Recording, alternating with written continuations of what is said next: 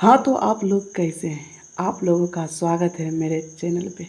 मैं उम्मीद करता हूँ कि आप लोग बहुत मस्त होंगे, तंदुरुस्त होंगे एंड स्वस्थ होंगे और घर पर बैठ के पढ़ाई कर रहे होंगे। आज मैं हिंदी के लेखक के नाम को याद करने की ट्रिक लेकर आया हूँ, ठीक है? इस ट्रिक से आपके जो काव्य खंड है ना जी, काव्य खंड एंड गद्य खंड दोनों लाऊंगा। लेकिन अभी जो मैं लाया हूँ गदखंड के लिए लाया हूँ। और लेकिन काव्य खंड के का भी प्रश्न जल्दी आपको देखने के लिए मिलेगा। 100% मैं विश्वास दिलाता हूँ आपको कि आपको यदि लेखक का नाम याद नहीं होता है ना, तो आप याद करना छोड़ दीजिए। आप सिर्फ ये वीडियो देख लीजिए, आपको 100% याद हो जाएगा। और आज तक नहीं, एग्ज़ाम के बाद तक भी आपको याद रहेगा। ये मेरा चैलेंज है, मैं झूठ नहीं बोलता, ठीक है? चलिए शुरू करते हैं। ये सब क्या है जी? ये सब एक ट्रिक क्या है जी? ट्रिक है। कृपया ये सब ट्रिक को दिल पर ना ले, ठीक है? चलिए मैं स्टार्ट करता हूँ। पहला है बातचीत, ठीक है ना जी? बातचीत। अब बातचीत का कौन लिखा है? बालकृष्ण भट्ट। मान लो कि हम नहीं जानते, बातचीत है और बातचीत को कौन लिखा है जी? बालकृष्ण भट्ट। वही ना जी, इसका इलाहाबाद में जन्म हुआ था। हाँ हाँ, 1844 में जन्म हुआ था और 1914 में बेचारे मर गए थे, ठीक है? तो बातचीत एक प्रकार का क्या है? ललित निबंध है। चलिए मैं ये सब पर बात नहीं करूँगा, ये सब पर भी मेरा वीडियो आएगा बहुत जल्द। चलिए, बातचीत को लिखा है बालकृष्ण भट्ट। आप मान लीजिए आपसे कोई पूछे, और एक बात याद रखिएगा, एग्जाम में 4 से 5 प्रश्न रहता है लेखक के सिर्फ नाम से। जैसे दे देगा कि चंद्रशेखर गुलेरिया शर्मा क्या लिखा है, ठीक है? ऐसे रहता है। चलिए बातचीत हम कैसे पहचानेंगे? ट्रिक है कि बातचीत को लिखा है बालकृष्ण भट्ट ने। चलिए शुरू करते हैं। जैसे बातचीत को लिखा है बालकृष्ण भट्ट ने, मान लीजिए कि आप बातचीत कर रहे हैं। आप क्या कर रहे हैं? किसी से बातचीत कर रहे हैं, ठीक है भैया, हम बातचीत कर रहे हैं। तो बातचीत किसी से करते हैं ना, तो आप ठेठी भाषा में देखिएगा। जैसे हम बातचीत करते हैं तो हम बोलते हैं भट्ट। जैसे कोई बोला क्या, अरे घूमने जाएगा, तो मैं क्या बोलता हूँ? अरे भट्ट ना जाएंगे। हाँ, तो बातचीत में हमेशा क्या करते हैं? भट्ट भट्ट करते हैं। तो बातचीत में हमेशा क्या करते हैं? भट्ट भट्ट करते हैं। तो अही ना जी, बातचीत में हमेशा भट्ट भट्ट करते हैं। इससे हो गया बालकृष्ण भट्ट। मैं उम्मीद करता हूँ आपको पहला याद हो गया होगा। तो क्या बोलेंगे? जैसे बोलेगा बातचीत को कौन लिखा है? अरे भैया, बातचीत में बात जब हम करते हैं ना, तो हम बार बार भट्ट भट्ट करते हैं। तो बातचीत भट्ट भट्ट करते हैं ना, तो इसी से हो गया बालकृष्ण भट्ट। चलिए सेकेंड नंबर क्या है? उसने कहा था। क्या कहा था? अरे सुनिए ना जी, याद रखिए बेचारे। उसने कहा था तुम्हारा धर, जो तुम्हारा धर है मतलब शरीर। उसने कहा था, उसने क्या कहा था? अच्छा एक बात बताइए, उसने कहा था ये कब का बात है? बहुत पुराना बात है। एक प्रकार क्या है? कहानी है। उसने कहा था क्या है? कहानी है, ठीक है? उसने कहा था तुम्हारा धर चंद्रधर, मतलब तुम्हारा धर। उसने कहा था तुम्हारा धर मतलब चंद्रधर गुलेरी शर्मा। याद हो गया ना जी? उसने कहा था क्या है जी? उसने कहा था एक प्रकार का कहानी है, इसको भी याद रखिएगा। एक प्रकार का कहानी है। तो उसने क्या कहा था? उसने कहा था तुम्हारा धर, मतलब धर से क्या हो गया? धर से हो गया चंद्रधर गुलेरी शर्मा। चंद्रधर गुलेरी शर्मा। अब बताइए संपूर्ण क्रांति का नारा किसने दिया था? आप लोग बिहार के रहने वाले हैं और संपूर्ण क्रांति का नारा ना जाने, ये हो ही नहीं सकता। छात्र आंदोलन कौन किया था? जयप्रकाश नारायण, है ना जी? इसी में बोलता है कि पटना जो है था ना जी, पटना के गांधी मैदान में भाषण दिया था, ठीक है? संपूर्ण क्रांति को कौन लिखा? जयप्रकाश नारायण। ये तो याद ही होगा। क्या याद होगा? संपूर्ण क्रांति जयप्रकाश नारायण होगा ना जी? याद होगा ना जी? बताइए जी। हाँ, तो संपूर्ण क्रांति को कौन लिखा है? जयप्रकाश नारायण। एक प्रकार का भाषण है। अब देखो संपूर्ण क्रांति जैसे बोलते हैं, एक प्रकार का ये भाषण है। क्या है? मैं ये भी बताते चलता हूँ, आप लोग को याद हो जाएगा। एक प्रकार क्या है जी? भाषण है। एक प्रकार का क्या है जी?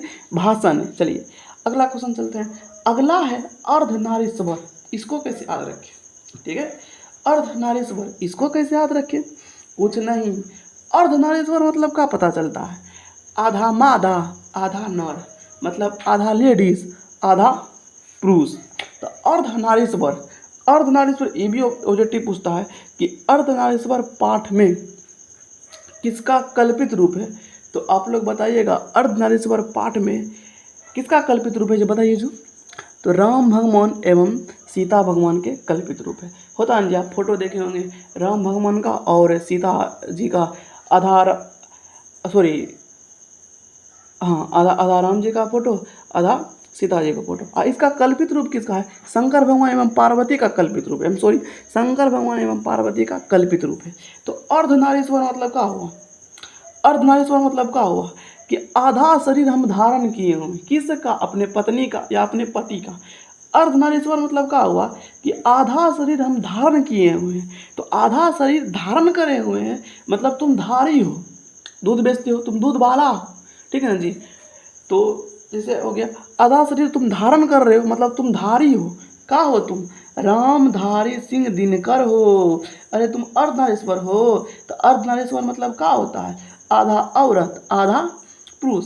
तो इसीलिए इसको हम बोलते हैं अर्धनारीश्वर, मतलब आधा तुम धारण करते हो, धारी हो तुम, इसीलिए रामधारी सिंह दिनकर। ठीक है, तो कैसा लग रहा है ट्रिक। यदि आपको ट्रिक अच्छा लग रहा है तो कमेंट ज़रूर करिएगा कि भैया अच्छा लग रहा है, लाइक कर दीजिएगा, शेयर नहीं किए तो शेयर जरूर करिएगा। अब का है 5 नंबर में रोज, इसका होता है सचिदानंद बातस्यान अज्ञ। रोज इसको शॉर्ट में बोलते हैं अज्ञ। क्या बोलते हैं, अज्ञ। ठीक है ना जी।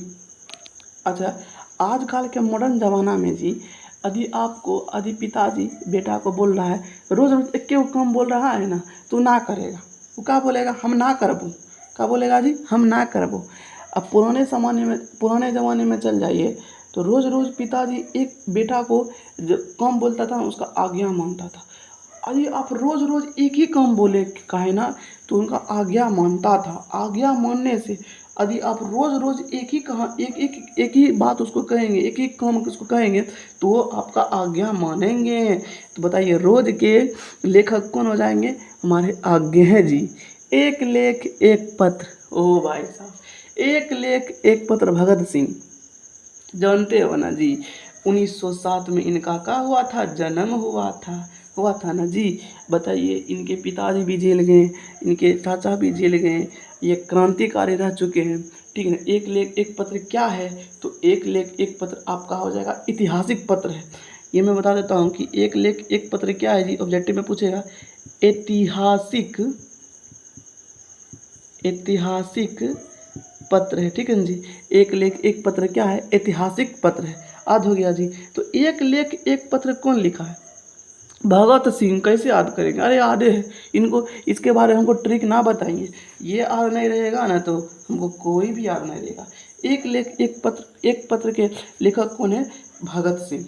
ठीक है, आप लोग कमेंट में बताइएगा कि भगत सिंह ने किसको पत्र लिखा था। Number A Sukhdev, number B अब बताइएगा, आप लोग बताइए आंसर आप नहीं बताएंगे, आप लोग बताइए कमेंट में कि एक लेख एक पत्र एक लेख एक पत्र में भगत सिंह जो है किसको लिखा था, सुखदेव। बताइएगा कौन होगा। चलिए मैं अगला चलता हूँ। ओ सदा नीरा, एक बात बताइए, ओ सदा नीरा में किसका नदी का बात हुआ है जी, गंडक नदी का बात हुआ है। पढ़िएगा, चंपारण का भी बात हुआ है, यहाँ पर किसका बात हुआ जी, चंपारण का भी बात हुआ। पढ़िएगा तो मज़ा आ जाएगा। ओ सदा नीरा, इसको याद कैसे करें जी, चलिए ओ सदा नीरा। अब इसको याद कैसे रखें, देखिए यहाँ क्या है, सादा है, मतलब सादा मतलब क्या हुआ, सादा खाना, जहाँ मीट मछली ना हो, अरे भात दाल सब्जी हो और रोटी में घी लगाया हुआ हो। ठीक है ना जी, सादा खाना, मीट मछली वाला काम यहाँ पर नहीं होता है। तो सादा खाना कहाँ मिलता है, सादा खाना भैया मथुरा में मिलता है। मथुरा में मजा ले, कोई मीट मछली खा ले, मजा ले, कोई नहीं खाएगा जी, वहाँ पर सिर्फ संत रहता है। ठीक है, संत रहता है। तो आप लोग सुनते होंगे कि संत का अंतिम इच्छा होता है मथुरा जाने का। क्या होता है, मथुरा जाने का। तो इसीलिए सादा खाना मथुरा में मिलता है। तो ओ सदा नीरा का लेखक जगदीश चंद्र माथुर हो जाएगा।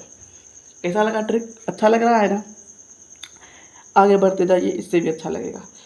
सिपाही की माँ, अब बताइए सिपाही की माँ। अच्छा बताइए जी, पहले ज़माना में कहा जाता है कि जिसका 2 बेटा रहता है ना तो वही सिपाही बनता है। जिसका 2 बेटा रहता है ना जी, वही सिपाही बनता है। जिसका 1 बेटा रहता है ना वो सिपाही ना बनता है, क्योंकि माँ को डर रहता है। ठीक है, तो सिपाही की माँ मतलब 2 बेटा होगा। ठीक है ना। सिपाही की माँ, अब बताइए सिपाही की माँ एकांकी है, याद रखिएगा। सिपाही की माँ का है जी एकांकी है, एकांकी, ठीक है। क्या है जी एकांकी, जैसे बोलेगा ना सिपाही की माँ क्या है, एकांकी है, निबंध है, भाषण है, ठीक है, ऐतिहासिक पत्र है, तो एकांकी, ठीक। अब सिपाही की माँ, सिपाही की माँ, सिपाही की माँ, माँ का दो गो पुत्र, कौन कौन, एगो मोहन है, एगो राकेश, ठीक है जी। क्या गो पुत्र है जी, दो गो, कौन कौन, एगो मोहन, एगो राकेश। यानी कि सिपाही की माँ, माँ का कितना पुत्र, दो गो पुत्र, माँ का दो गो पुत्र, एगो मोहन, एगो राकेश। अगला बढ़े हैं, चलिए बढ़ते हैं। अगला है प्रगति और समाज, प्रगति और समाज, नामवर सिंह। इसको याद कैसे रखे जी, बताइए ना जी। तो आप लोग सुने ना हैं, इसको याद कैसे रखेंगे बताइए। अब देखिए, जो समाज के लिए प्रगति करता है, जो समाज के लिए प्रगति करता है, उसका क्या होता है गांव में। मान लीजिए कि गांव में हम समाज के लिए कुछ प्रगति किए, ठीक है, कुछ प्रगति किए, कुछ किए समाज के लिए, तो मेरा नाम होगा, मेरा क्या होगा जी, नाम होगा। हमको पैसा मिलेगा ना मिलेगा, अरे सुनो ना, समाज के लिए हम कुछ करेंगे ना, हमको पैसा ना मिलेगा, हमको नाम मिलेगा।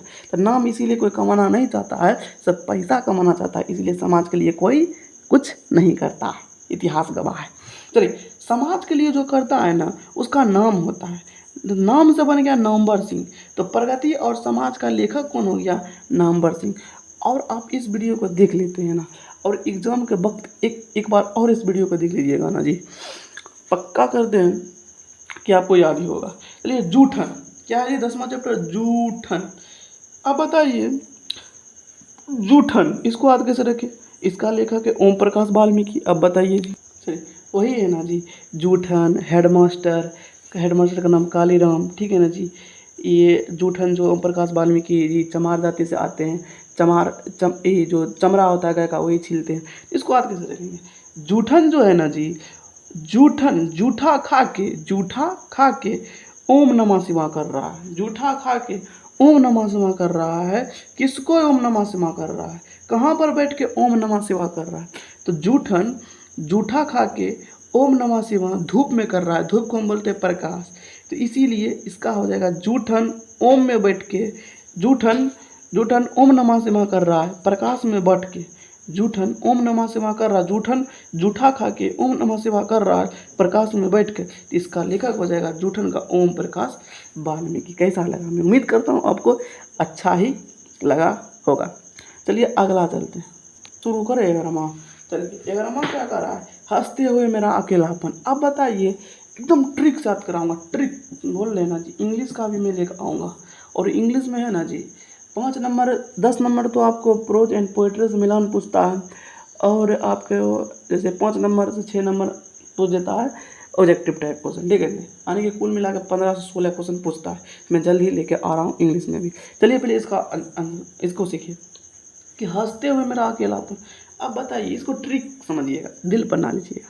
हंसते हुए मेरा अकेलापन। अब बताइए अकेला हम क्या करते हैं, अकेला हम क्या करते हैं, अकेला में हम बाथरूम में क्या करते हैं, तो अकेला में हम मल मूत्र निकालते हैं, ठीक है जी। अकेला दिल पर ना लीजिए, इसको याद करिए, ठीक है जी। याद करने का ट्रिक बता रहे, सिर्फ याद करिए। कितना बच्चों को याद नहीं रहता है, जैसे 5 से 6 नंबर वंचित हो जाता है, ठीक है। तो हंसते हुए मेरा अकेलापन, अकेला हम क्या करते हैं, मल को निकालते हैं। तो मल को निकालते हैं, तो हंसते हुए मेरा अकेलापन, मल को जब निकालते हैं ना जी, तो हमको हंसते हैं, है ना जी। अकेलापन, अकेला हम क्या करते हैं, मल को निकालते हैं, इसीलिए हंसते हुए मेरा अकेलापन का लेखक हो जाएगा मलयज साहब, ठीक है ना जी, मलयज साहब। अब है त्रिच। अब सुनिए, त्रिच मतलब होता है सांप। क्या होता है जी, सांप। एक सांप प्रजाति होता है, जैसे त्रिच नाम, ठीक है ना जी। सांप का एक प्रजाति होता है, जैसे त्रिच होता है। जिसको त्रिच काटता है ना जी, वो भोरे नहीं देख पाता है, मतलब वो प्रकाश नहीं देख पाता है। कहाँ नहीं देख पाता है जी, उदय नहीं देख पाता है। यानी कि उदय मतलब क्या हुआ, उदय मतलब उदय प्रकाश मतलब उगता हुआ सूरज, उगता हुआ सूरज। त्रिच जिसको काटता है वो उगता हुआ सूरज नहीं देख पाता है। याद रखिएगा, जिसको त्रिच काटा वो उगता हुआ सूरज ना देख पाएगा। सांप काट लेगा तब देखिएगा उगता हुआ सूरज ना देखेंगे, ठीक है ना जी। अब है शिक्षा। जिसके पास शिक्षा है वो कृष्ण मूर्ति बन जाता है। शिक्षा कौन ग्रहण करता है जी, कृष्ण जी। जिसके पास शिक्षा है वो कृष्ण मूर्ति बन जाता। एक ऑब्जेक्टिव याद रखिएगा, जो 2023 का और 2024 में और 2018 में पूछा गया था। कि पूछा गया था? पूछा गया था जी कि जय कृष्ण मूर्ति का फुल नाम क्या है, पूरा नाम क्या है? बताइए पूरा नाम क्या है? तो इसका नाम है, पूरा नाम जिद्दू कृष्ण मूर्ति। क्या है जी? जिद्दू कृष्ण मूर्ति। मैं उम्मीद करता हूँ कि आप लोग को ये ट्रिक अच्छा लगा होगा। मैं बहुत जल्द काव्य खंड पर ट्रिक लाऊंगा, और मैं उम्मीद करता हूँ कि आप लोग काव्य खंड एंड गद्य खंड दोनों पढ़ लेते हैं ना, दोनों ट्रिक आप लोग याद कर लेते हैं, और एग्ज़ाम के 2 से 3 दिन पहले आप लोग ये वीडियो देख लेते हैं ना, तो हमको नहीं लगता कि आपसे एक भी ऑब्जेक्टिव छूटने वाला है। तो आपको ये वीडियो अच्छा लगा होगा तो लाइक कर दीजिएगा एंड सब्सक्राइब मेरे चैनल को ज़रूर करिएगा। ओके, मिलते हैं अगले चैनल पे अगले वीडियो के साथ। बाय।